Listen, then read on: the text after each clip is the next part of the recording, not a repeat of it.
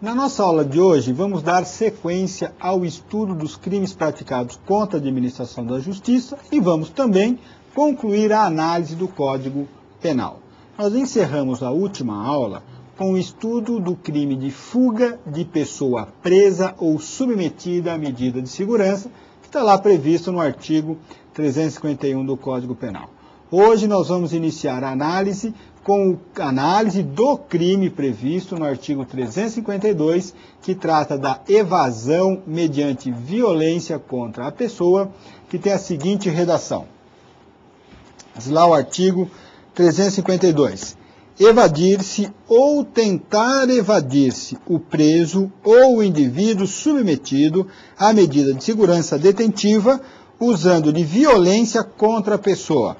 A pena é de detenção de 3 meses a 1 ano, além da pena correspondente à violência. A nossa objetividade jurídica, a exemplo da nossa aula anterior, continua sendo a boa e correta administração da justiça. Neste caso, especificamente, trata-se de crime próprio quanto ao sujeito ativo, pois somente o preso ou o indivíduo submetido à medida de segurança detentiva, que é o interno, em casa de custódia e de tratamento, que anteriormente era conhecida como o manicômio judiciário. Somente eles podem cometer essa infração penal. A vítima, por óbvio, é o próprio Estado. E, em segundo plano, secundariamente, a pessoa física diretamente lesada pela atuação do agente criminoso, ou seja, o indivíduo que sofre a violência praticada pelo fujão. O tipo penal é também razoavelmente simples. São duas as condutas. A de evadir-se ou tentar evadir-se. Vale dizer, a tentativa de fuga é também fato típico, com a mesma pena do crime consumado ou da fuga consumada. Este é um exemplo clássico da exceção à regra prevista no artigo 14, parágrafo único do Código Penal. É sempre bom dar uma refrescada na memória. O parágrafo único do artigo 14 dispõe que a pena pela tentativa será do crime consumado, diminuída de 1 a 2/3, se a lei não dispuser de forma contrária, que é justamente o que acontece no caso em análise, ou seja, a lei dispõe de forma contrária, de maneira que a pena da tentativa de fuga e a pena da fuga consumada será exatamente a mesma. A violência mencionada no tipo penal deve ser aquela violência real e dirigida à pessoa. Vale dizer, não será típica, não será criminosa a fuga cometida mediante grave ameaça ou mesmo mediante violência endereçada à coisa, violência contra a coisa. Assim, se o preso, para fugir, abre um buraco na parede da cela em que está preso, não haverá esse crime de evasão, podendo eventualmente se configurar o crime de dano ao patrimônio público. Essa infração penal atinge sua consumação no momento em que o agente pratica violência contra a pessoa, pouco importando se o agente consegue ou não ganhar a liberdade. Não há tentativa, por óbvio, como já visto, ela é equiparada ao crime consumado. Também é evidente que nós estamos tratando de um crime punível sempre a título de dolo, jamais na modalidade culposa. A nossa próxima infração penal de interesse é o arrebatamento de preso. O artigo 353 também é assim descrito lá no Código Penal. Arrebatar preso, com o fim de maltratá-lo, do poder de quem o tenha sob custódia ou guarda. A pena é de reclusão de 1 a 4 anos, além da pena correspondente à violência. A nossa objetividade jurídica continua sendo a normal administração da justiça. Ainda não saímos do capítulo que trata dos crimes praticados contra a administração da justiça. Nesse aqui é um crime comum contra o sujeito ativo, podendo evidentemente ser praticado por qualquer pessoa. A nossa vítima principal continua sendo o Estado, que é o interessado no normal desenvolvimento das atividades da máquina judiciária. Será vítima também, num plano secundário, o preso que é arrebatado, até porque a finalidade do arrebatamento é justamente que ele seja maltratado, não é isso? O núcleo do tipo é de arrebatar, que significa retirar com violência, mediante força, arrancar o preso ou a pessoa submetida à medida de segurança, ou interno no hospital de custódia, mediante violência. Não é indispensável que o indivíduo esteja efetivamente encarcerado. Ele pode estar fora das dependências do presídio, desde que, evidentemente, esteja sob a guarda ou a vigilância de quem de direito. Pode, por exemplo, estar a caminho do fórum, a caminho do hospital, dentro de uma viatura policial, de uma viatura mesmo do serviço da administração penitenciária. É indispensável, por outro lado, que a finalidade do arrebatamento seja de maltratar o preso. Não é a fuga. Aqui o preso é arrebatado para que ele seja maltratado. Assim, quando da análise da carga subjetiva, deverá ser considerado não só o dolo, como também essa especial finalidade, também conhecida por dolo específico, que é justamente de submeter o preso aos maus tratos. Tratando-se de crime formal, a consumação se verifica com o arrebatamento puro e simples do preso, não sendo necessário que os maus tratos desejados pelo criminoso efetivamente se concretizem. E a tentativa, evidentemente, é perfeitamente possível, né? Como se fosse aqui um sequestro do preso, né? No preceito secundário, observa-se novamente que o legislador determina a regra do cúmulo material para as penas do crime de arrebatamento do preso e daquele crime eventualmente correspondente à violência que será praticada contra ele, né, decorrente dos maus tratos. O homicídio, a lesão corporal, qualquer outro crime que envolva violência contra a pessoa do preso. Outro crime que é lembrado com alguma frequência pelos examinadores é aquele previsto no artigo 354 do Código Penal, que trata do motim de presos. Esse artigo diz o seguinte: amotinarem-se presos perturbando a ordem ou a disciplina da prisão, pena detenção de 6 meses a 2 anos, além da pena correspondente à violência. A objetividade jurídica continua sendo a mesma, ou seja, a administração da justiça, aqui especificamente no que concerne à regularidade de seus serviços, além, por óbvio, da disciplina dos estabelecimentos prisionais, sem a qual seu gerenciamento fica sobremaneira prejudicado ou, na melhor das hipóteses, dificultado. Trata-se de um crime próprio e plurissubjetivo. Vale dizer, somente os presos podem cometê-lo. Não é possível um motim, de outro lado, praticado por um só preso, por mais indisciplinado que ele seja. Apesar de o Código não determinar o número mínimo de presos necessário à configuração do motim, se tem entendido que deverá ser em número suficiente para perturbar a ordem ou a disciplina da prisão, que são também circunstâncias elementares do fato típico. A vítima, por óbvio, continua o Estado. E, secundariamente, alguma pessoa que venha a sofrer as consequências diretas da violência desencadeada com o motim. Amotinar-se significa rebelar-se, revoltar-se contra a administração do estabelecimento, sendo absolutamente irrelevante se eventuais reivindicações por parte dos amotinados sejam justas ou não. Aliás, essas reivindicações, apesar de serem frequentes, não são absolutamente indispensáveis para a configuração do motim propriamente dito.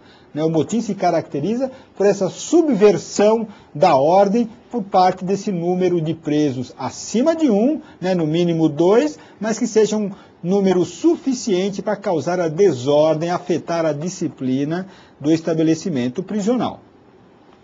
O crime é doloso, e se consuma no momento em que a ordem ou a disciplina são perturbadas. Não basta, portanto, os atos de rebeldia.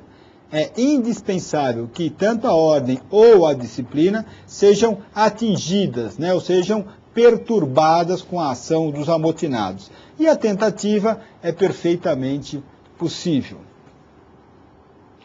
Por se tratar de crime doloso, é irrelevante o que deu origem ao motim, mesmo que, como já dito, decorrente de reivindicações justas, né? Não vamos analisar por que os presos se amotinaram, né? Independentemente da justiça das reivindicações por eles buscadas. A pena desse crime será somada, a exemplo do anterior, àquelas eventualmente decorrentes da violência. É essa a lição que se extrai do preceito secundário ali do Código Penal. Perfeito? Nossa próxima infração penal é importante para aquele que busca o ingresso na Ordem dos Advogados do Brasil, porque trata do patrocínio infiel que está previsto no artigo 355 do Código Penal e que tem a seguinte redação. Artigo 355. Trair na qualidade de advogado. Estão entendendo por que é importante conhecer esse crime? Trair na qualidade de advogado ou procurador o dever profissional, prejudicando o interesse cujo patrocínio em juízo lhe é confiado. A pena de detenção de 6 meses a 3 anos e multa. Lá no parágrafo único traz um tipo novo, né, que se chama patrocínio simultâneo ou tergiversação. Guardem este nome. Parágrafo único. Incorre na pena deste artigo o advogado ou procurador judicial que defende na mesma causa, simultânea ou sucessivamente, partes contrárias. Pois bem, a objetividade jurídica continua sendo a administração da justiça. Aqui, mais especificamente, a normal prestação jurisdicional, que só é possível com o desenvolvimento probo honesto da advocacia. Trata-se de um crime próprio quanto ao sujeito ativo. Somente pode ser praticado ou pelo advogado ou pelo procurador judicial. A nossa vítima principal continua sendo o Estado. E, secundariamente, é a pessoa física ou jurídica diretamente prejudicada pela infidelidade de seu procurador ou de seu advogado. A conduta incriminada é a de trair, que significa enganar por traição, ser infiel, ser traiçoeiro, né? Nesse crime, a conduta do agente pode ser tanto comissiva, ou seja, um fazer alguma coisa, quanto omissiva, deixar de fazer o que deveria ter feito. O prejuízo que o tipo exige para a sua perfeita adequação pode tanto ser material quanto moral. O importante é que esse prejuízo que é experimentado pela vítima secundária deva ser legítimo. É indispensável também que este direito legítimo esteja sendo objeto de pretensão deduzida em juízo. É inerente ao contrato estabelecido entre a parte e seu advogado a confiança que deve existir entre ambos. Pratica o crime o advogado que traz justamente essa confiança, característica essencial do seu contrato com o seu cliente. Já se reconheceu a prática desse crime, por exemplo, pelo advogado que, sem conhecimento de seu cliente, aceita uma transação em um processo judicial considerada altamente lesiva pelo cliente, ou seja, aquele que deveria zelar pelos interesses do seu cliente termina por causar-lhe dano, prejuízo. Esse crime, por óbvio, que é doloso, né, e vai se consumar com a ocorrência do efetivo prejuízo, tratando-se, portanto, de um crime material e que, por óbvio, admite a tentativa. Já o parágrafo único do artigo em estudo traz uma nova figura típica, através da qual se verá punido com a mesma pena do caput o advogado ou o procurador judicial, né, que atua em juízo, que defenda na mesma causa, simultânea ou sucessivamente, partes contrárias. São duas, portanto, as condutas do parágrafo único. Na primeira, o advogado ou procurador judicial defende na mesma causa e, ao mesmo tempo, os interesses de partes antagônicas, que têm seus interesses contrários, não sendo indispensável que seja verificada no mesmo processo. Podem ser vários processos decorrentes da mesma causa. E isto sim que é absolutamente indispensável, que trate da mesma causa. Na segunda conduta, que é a tergiversação, o advogado ou o procurador defende na mesma causa, mas sucessivamente, as partes contrárias. Ou seja, defende os interesses de uma das partes e antes de finda, de acabada em definitivo a causa, passa a defender os interesses contrários da parte adversa, né? Vira casaca no meio do jogo, né? Esse crime, a exemplo do caput, é também doloso e irá se consumar com a prática do primeiro ato processual que indique o patrocínio simultâneo ou a tergiversação, né? A tergiversação, que é o patrocínio um em seguida do outro. O nosso próximo crime é aquele previsto no artigo 356 do Código Penal, que está denominado como sonegação de papel ou objeto de valor probatório. O artigo 356 está assim descrito: inutilizar, total ou parcialmente, ou deixar de restituir autos, documento ou objeto de valor probatório que recebeu na qualidade de advogado ou procurador. A pena de detenção de 6 meses a 3 anos e também a multa. Nós continuamos com a mesma objetividade jurídica, né? A administração da justiça, mais especificamente no que concerne a sua correta e legal prestação. Trata-se de um crime próprio quanto ao sujeito ativo, podendo ser cometido também tão só pelo advogado ou pelo procurador judicial. A vítima continua a mesma do crime anterior, né? O Estado e, secundariamente, em um segundo plano, aquele que sofre o prejuízo pela conduta do causídico, né? Pelo defensor. Não é isso? As condutas são basicamente duas. Inutilizar, que significa tornar impróprio ou imprestável para o fim a que se destina a coisa, e a segunda conduta de deixar de restituir, que significa a não devolução dos autos. Não é isso? De se observar que a inutilização pode ser total ou parcial, como expressa a previsão legal, de qualquer dos objetos materiais descritos no tipo, os autos, o documento ou o objeto que tenha valor probatório e que o advogado tenha recebido nesta qualidade, né? O advogado ou o procurador. Não é isso? É indispensável que o agente criminoso, no caso o advogado ou procurador, tenha recebido qualquer desses objetos nessa qualidade, ou seja, na qualidade de advogado. Assim, se os recebeu por outro motivo e mesmo assim destrói e inutiliza, não haverá esta infração penal, pelo menos a infração penal que estamos analisando. Pode até haver uma outra infração penal ou a questão se solucionar no campo do ilícito civil com reparação de danos. Nosso crime é doloso, tanto na forma comissiva quanto na forma omissiva. Aliás, por omissão, o advogado pode prejudicar muito o seu cliente, às vezes até mais do que numa forma comissiva, né? Consuma-se com a efetiva inutilização total ou parcial de qualquer dos objetos materiais, ou no momento em que se caracteriza a não devolução, que pode se dar pela negativa de restituição, ou seja, o advogado simplesmente diz não vou devolver, ou mesmo quando o causídico passa a agir como se não fosse efetivamente devolver os autos judiciais.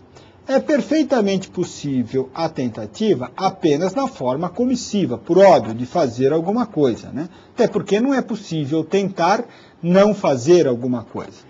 Dessa forma, ou o advogado não restitui os autos e o crime estará consumado, ou haverá mero atraso em sua devolução, fato atípico, ou seja, não descrito como fato criminoso no nosso Código Penal. Muito bem, o próximo crime é o do artigo 357, que descreve a exploração de prestígio.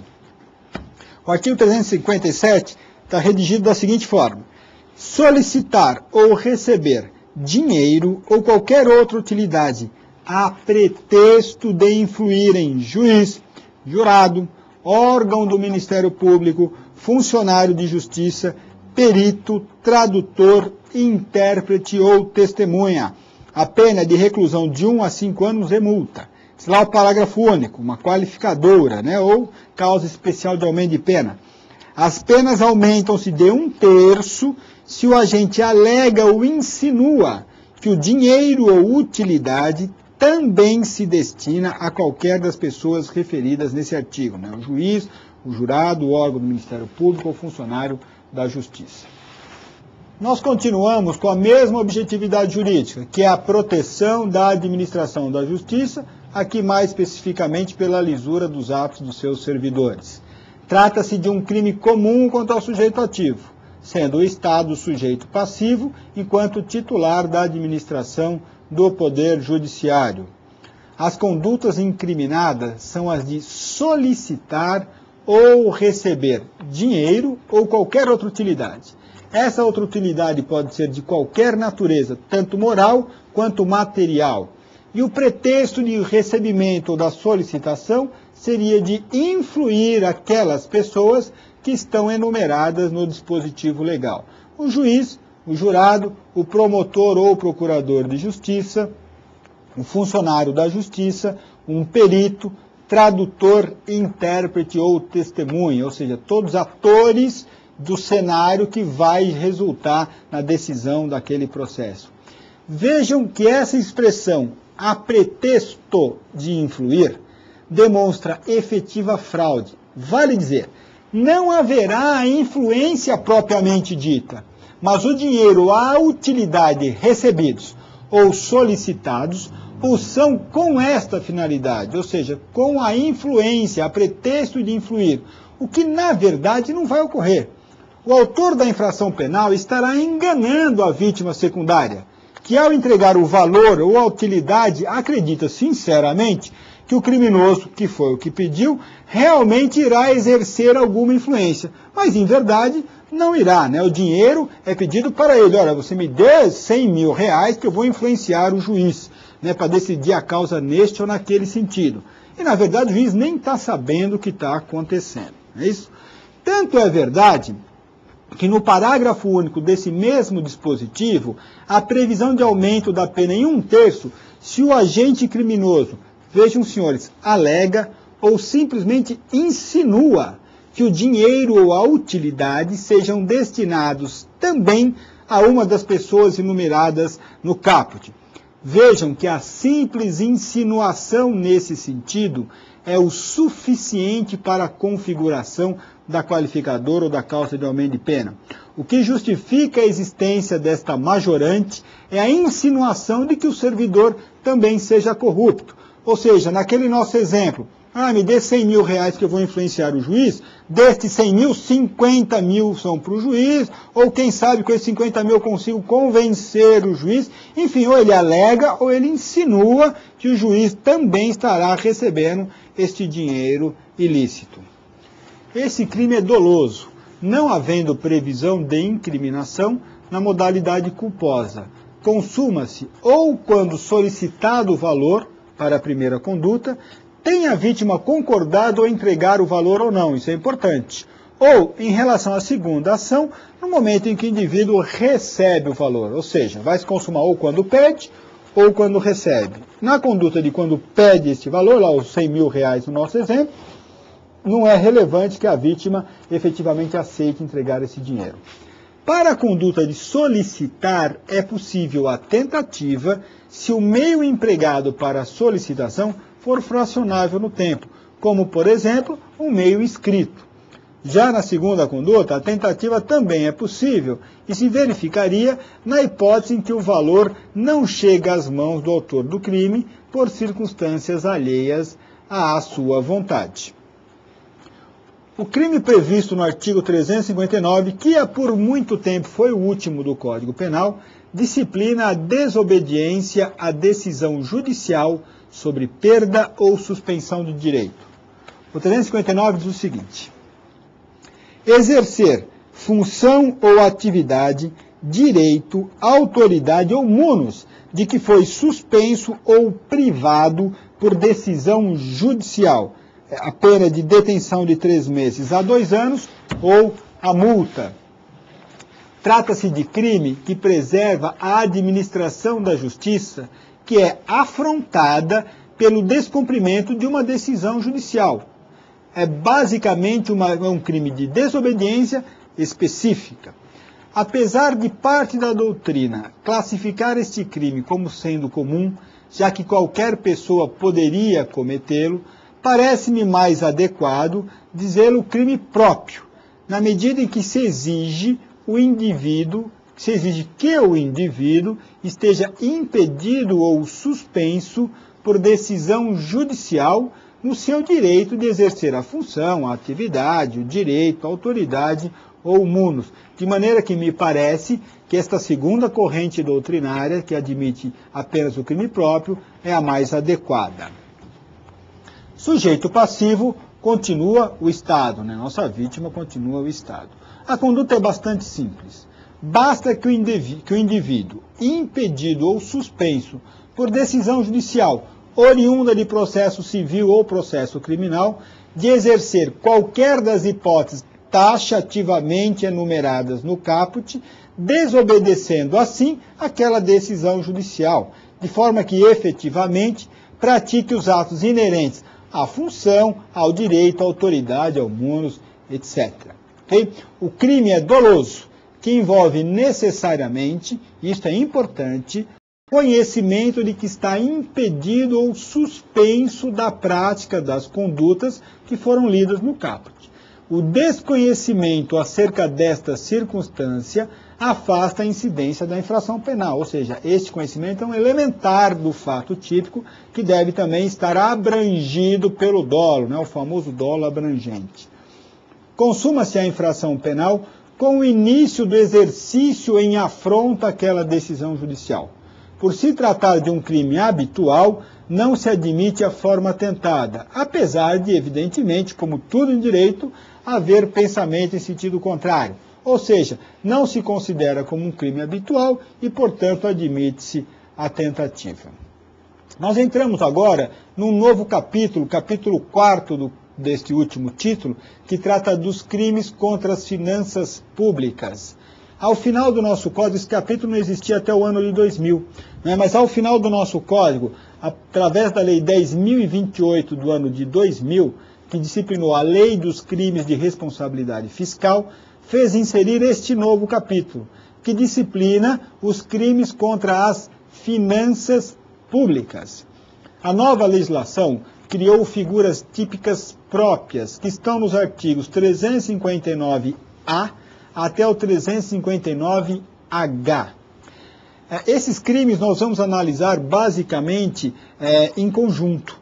As condutas são, conforme os dispositivos, as de contratação de operação de crédito, inscrição de despesas não empenhadas em restos a pagar, assunção, ou seja, assumir, a assunção de obrigação no último ano de mandato ou legislatura, a ordenação de despesa não autorizada, a prestação de garantia graciosa, ou seja, sem a devida contra-garantia, o não cancelamento de restos a pagar, o aumento de despesa total com pessoal, e este é bastante comum, o aumento de despesa total com pessoal no último ano de mandato ou legislatura, e, por fim, a oferta ou colocação de títulos no mercado, maneira de captar dinheiro ao final do mandato.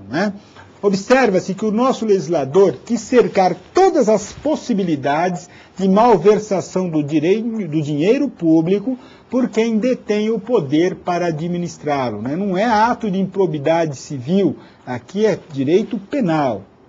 A lei pretendeu também, em cada conduta, exercer um rigoroso controle sobre os gastos públicos, tanto que criminalizou-as, incluída aí a tomada de empréstimos, estabelecida, portanto, a objetividade jurídica como a probidade administrativa, que estaria ameaçada pela diminuição da possibilidade de controle das contas pelo poder legislativo, que não é o nosso administrador. Os crimes são todos próprios. Todos, respeitadas as peculiaridades de cada conduta, sempre se exige a especial capacidade por parte do agente criminoso, que no caso é o administrador da coisa pública, ou, eventualmente, de estar na posse de um mandato, ou ainda ser o servidor público com atribuição para o exercício da conduta incriminada, aquele que autoriza a despesa, a contratação, etc.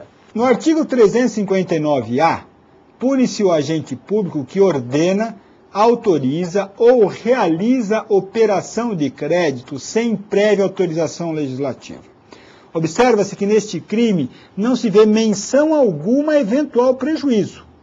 Pune-se apenas a conduta do agente público que assim age sem autorização do Poder Legislativo.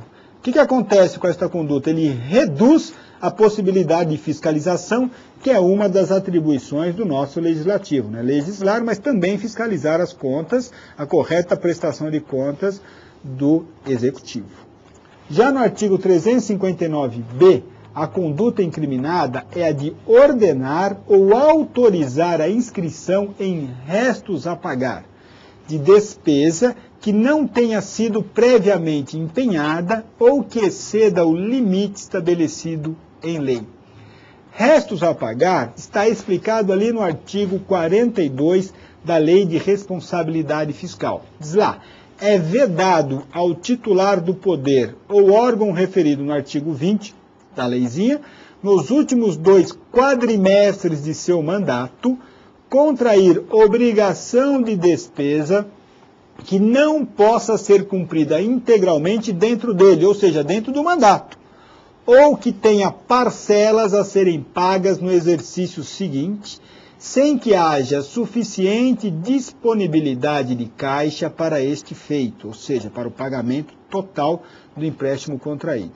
Não quer o legislador que o administrador da coisa pública, no apagar das luzes de seu mandato, o que, aliás, é razoavelmente comum, infelizmente, deixe dívidas para o próximo gestor, que tanto pode ser um sucessor de seu partido como um adversário. Já o artigo 359-C é muito semelhante e procura compelir a nefasta prática de alguns administradores improbos de ordenar ou autorizar a assunção, o assumir de obrigação nos 2 últimos quadrimestres e que não pode ser honrada por ele. Então, é um artigo muito semelhante ao anterior. No artigo 359-D, a conduta é de ordenar despesa não autorizada em lei.